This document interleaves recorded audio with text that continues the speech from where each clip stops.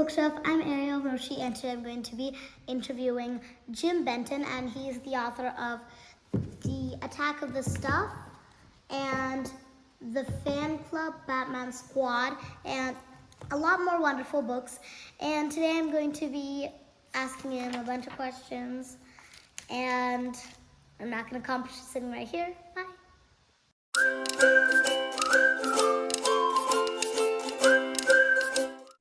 Hello. Hello. Thank you for your time. You bet. So I want to ask you a few questions about the books Attack of the Stuff and Fan Club Batman Squad. You got it. Let's hear them. So can you start by introducing yourself and telling us a bit about your background and what inspired you to be a writer? Sure. My name is Jim Benton. I'm an artist and an author, and I also do a lot of licensing. I've written a lot of books, maybe 30, 35 books, I guess, in Franny K. Stein, Dear Dumb Diary, Catwad, Attack of the Stuff, Batman Squad, and more too. Clyde, Comet, The Unstoppable Reindeer. There's all kinds of books. You wrote Catwad? Yeah, I wrote Catwad. Those are really funny. Catwad. Those are really funny. It's almost like they took a cartoon and turned it into a comic book. That's kind of what I was trying to do, is I wanted to keep it really, really fast, silly jokes. So that's what I did with Catwad. So what inspired you to write the books Attack of the Stuff and Fan Club Batman Squad? So I don't really know exactly where inspiration comes from. I just sit down and start sketching, and ideas start to come to me. And some of the ideas are really bad, and those land in the wastebasket. And some of them I like enough to see if I can go further with them. And Attack of the Stuff, it's kind of a strange story, but I sort of just kind of let it go where it wanted to go, and I just kind of followed.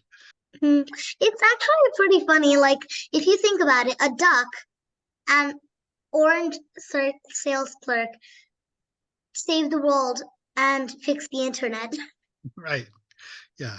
It's I just can't, like sometimes one of the things that I try to do with my work is I'm not afraid of having a bad idea. And sometimes when kids write or draw or something, they kind of freeze up because they're afraid of not doing something great or not doing the right idea or the right drawing.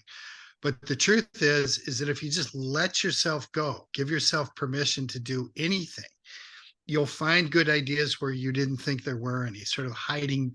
There's good ideas hiding behind the bad ideas. So sort of like Easter eggs, they're all over the place. There might be a brambly bush, but then with just a few bricks, you can get the Easter egg and enjoy the candy.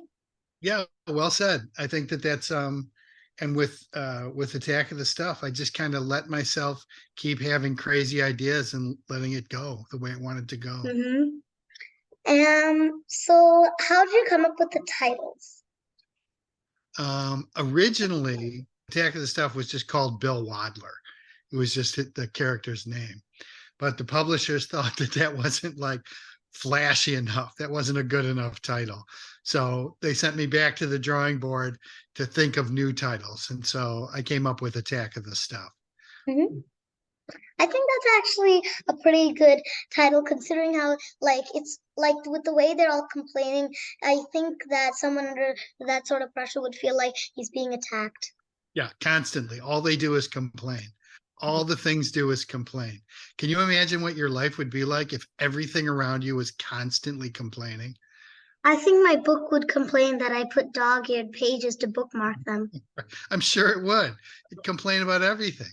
A book would probably complain that his spine hurt, because books have spines, or he might say his appendix hurts because books have appendices. That's actually pretty fun. Have you ever wished that toys or things could talk to you?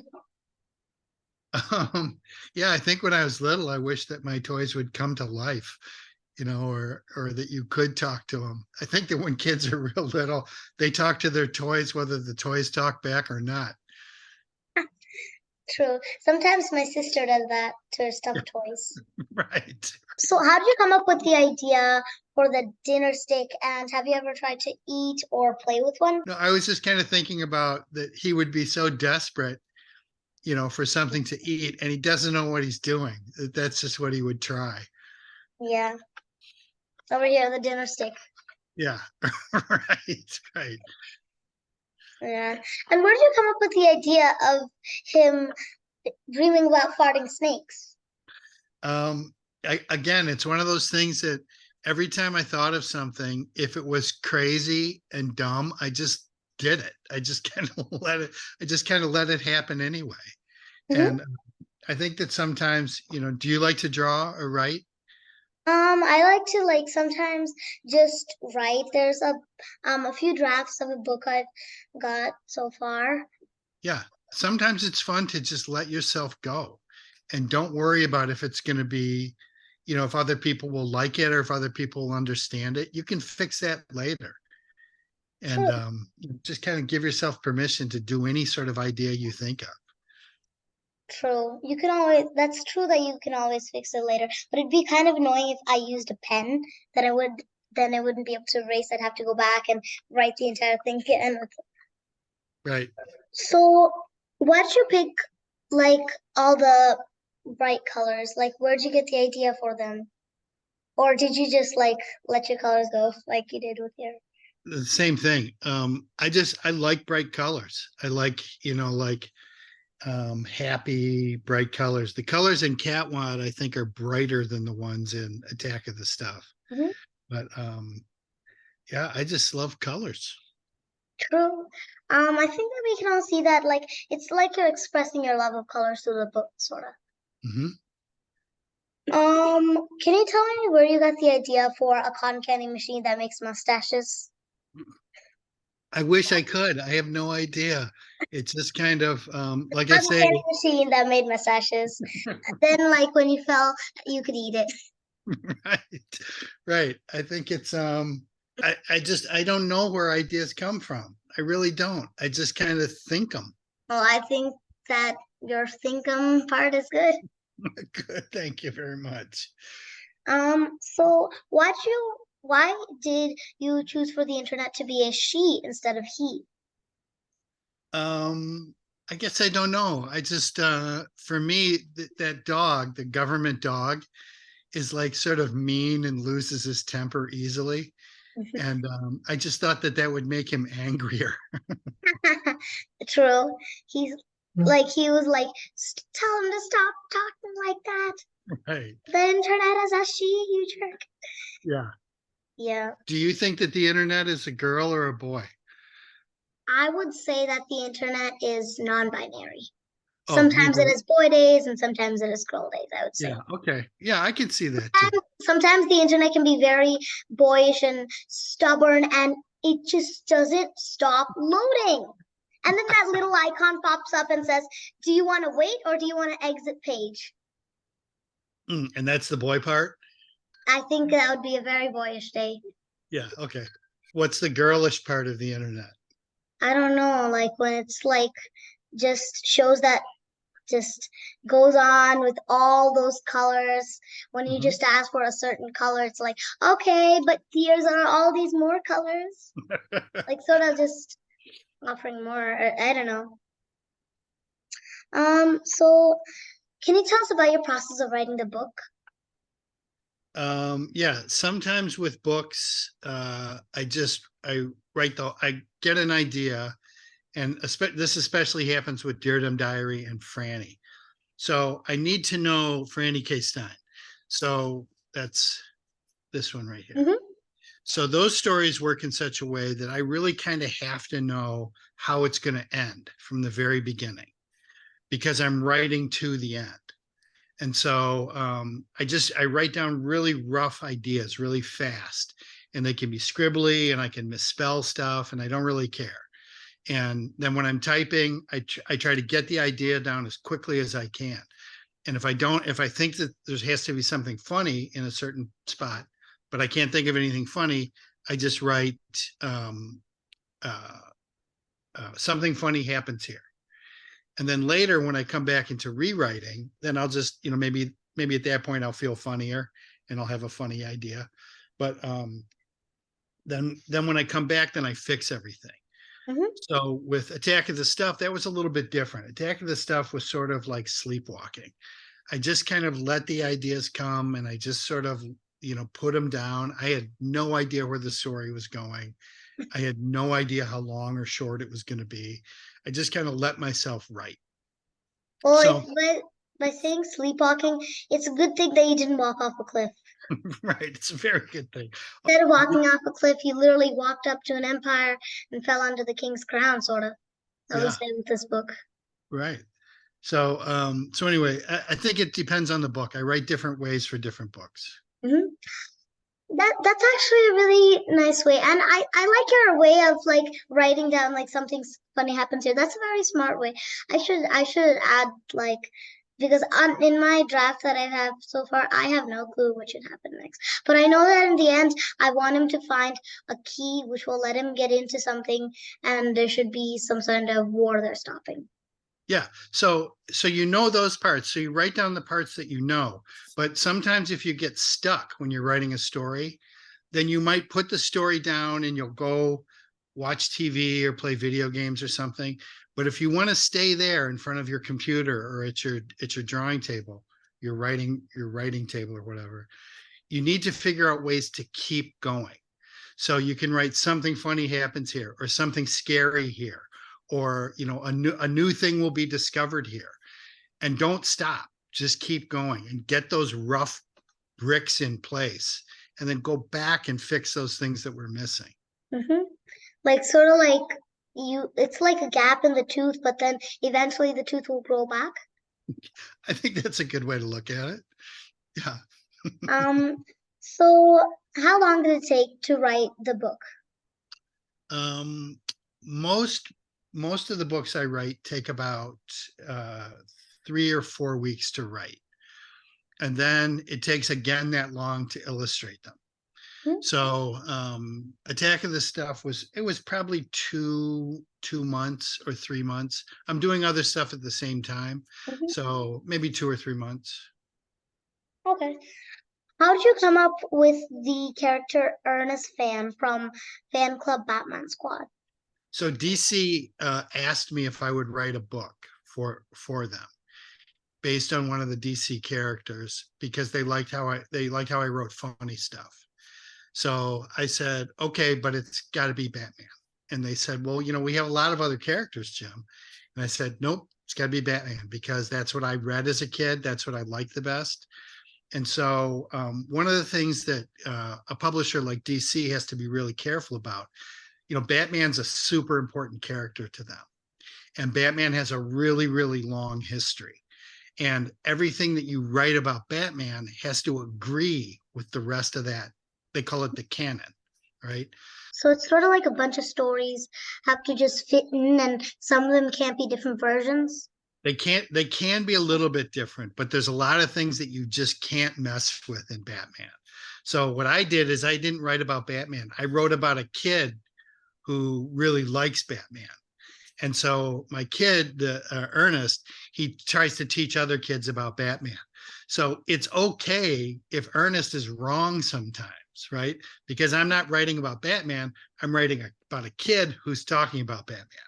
So, and pretending to be Batman and stuff like that. So by doing that, I have a lot more freedom, to tell the jokes I want to. And then I don't, like do something that wouldn't agree with the character of Batman.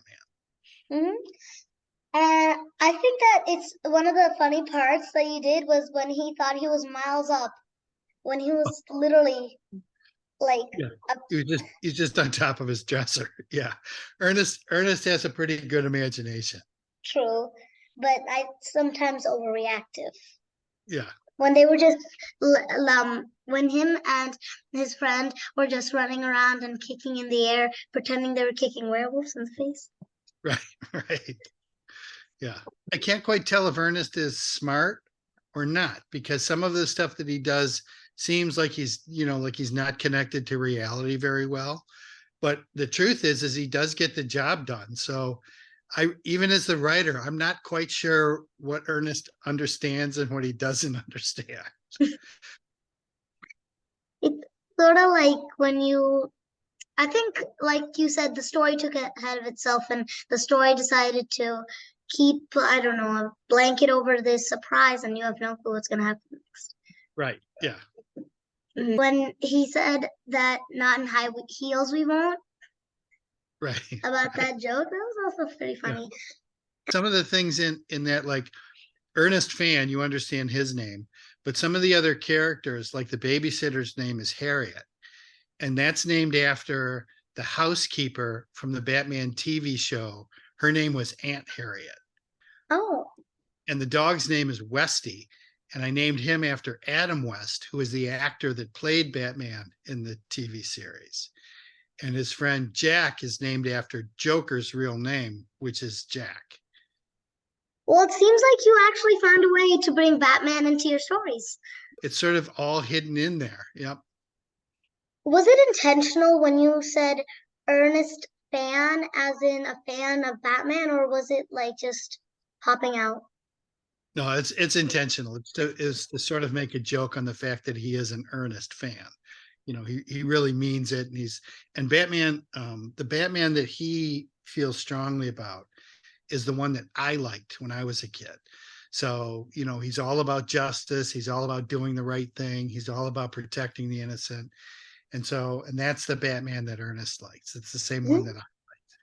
Because Batman's gone through a lot of different sort of phases. Like sometimes he's really kind of dark and threatening and scary, and other times he's just angry all the time. And then like the earlier Batman, he really just wanted to do, protect people. Mm-hmm. So would you say that Harriet is like sort of just, I don't know, like she doesn't feel really good about herself in the beginning of the book? Well, I think that she's not crazy about being a babysitter, really. And but eventually, we see that she really is devoted, and she really will protect them, and she does go along with the silliness, right? And then it also turns out that she's really tough. Like she discovers about herself that she's really a lot tougher than she thought she was. So I try to give all the characters something, but yeah, I really like Harriet a lot. I like her character a lot. Mm-hmm. And also, like, it seems like she's very sarcastic too. Like, for example, when she was like, "Oh, look, there's eyeshadow behind that can." Right. Yeah, And because Ernest maybe doesn't know that she's really eyeshadow, or he just refuses to believe it. It's hard to know what Ernest knows and what he doesn't know. I know, like, it's hard for me too, because I'm like, if he's like, plus if he has a who was his best friend since like they were babies, then how could he not know, or could he just not believe? That was actually a thought that I didn't consider. Yeah. Well, that's why he makes them wear the masks. Everybody has to wear the masks all the time. True. So, if you could give one piece of advice to yourself when you were just starting to write and go back in time, what would it be? Well, I've liked how I've done things. I mean, I think that I would probably say draw more, like just I don't that's kind of a hard question because I'm pretty happy with how I've done things. Like I Well, don't then think you can just go back in time and say, be sure to give yourself a pat on the back later on in life. Yeah, something like that. I think I would say, you know, trust yourself. This is going to work out. Like people are going to read your books, and they're going to like some of them. Some people are going to like some of your books, and so which is good enough for me. So I don't think I would give myself any different advice. Well, I would be one of those people who like your books. Thank you very much. So if you could invite one character or just talk to one character once, then who would it be? Which character? Talk to one character from my books. Hmm. I might talk to Franny because, Franny is so smart and she understands and she can do so many things. I think I would like to meet Franny and try to find out, why are you so smart? Like, you can do it. You can make anything. You can do everything. I I think think I I would. know why. Why? Because you made her. You made her smart. Yeah. Yeah. But I would like to meet Franny. I would like to meet Ernest. I think I would like to meet them all. True. Maybe you could host this big celebration and maybe you could make a book about how you're the governor and then you can go into that book and become the governor and declare one day a holiday and celebrate with all your characters. Yeah. See, I think I can tell that you're a writer because immediately when you have an idea, you know how to chase after it. I think that you're probably a good natural writer. Thank you. So what do you enjoy doing for fun other than drawing and writing? Well, for me, drawing is a lot of fun. So I do it for a living, but I also do it like just for the fun of it. I love movies a lot and TV and books. That's mostly what I like the best. Mhm. It seems like you have a lot of personal interests, and I think that's very important for a person. Are you gonna write more books? Oh yeah, sure. What sort of books would you write? Um, well, I'm writing a book. I'm writing the sequel to Ernest Fann right now. Oh, But nice. my studio is just full of ideas. I mean, I just come up with ideas and I put them up on bulletin boards. And I would have to live 500 years to write every book I have an idea for. So, and I don't think I'm going to make it to 500. But I don't know what I'll do next. I'm just always excited about doing something. Well, maybe you could have a lot of fun creating a book, which, like, an idea book. What's an idea book? Maybe, I don't know. I just came up with the name. Oh, Um, yeah, I should write a book about a girl that likes to interview people on Zoom. maybe not specifically on Zoom. And she wears a big pretty bow and she sits in an ornate chair that's like a throne. Thank you. Um, maybe we could change the details. Oh, so you're an editor too now. I have no clue. But maybe like you could have a book where you write each different chapter has a few pages for every idea you've ever had. And then you let the reader finish the story themselves. Oh, maybe Yeah. I have no clue, maybe. I think you have a lot of clues. Or maybe like there could be one where there's like a scavenger hunt and you have to find a certain character. See, you've got nothing but ideas. You're saying I don't have a clue. You're up to your eyes with clues. Thank you. So that's all for now.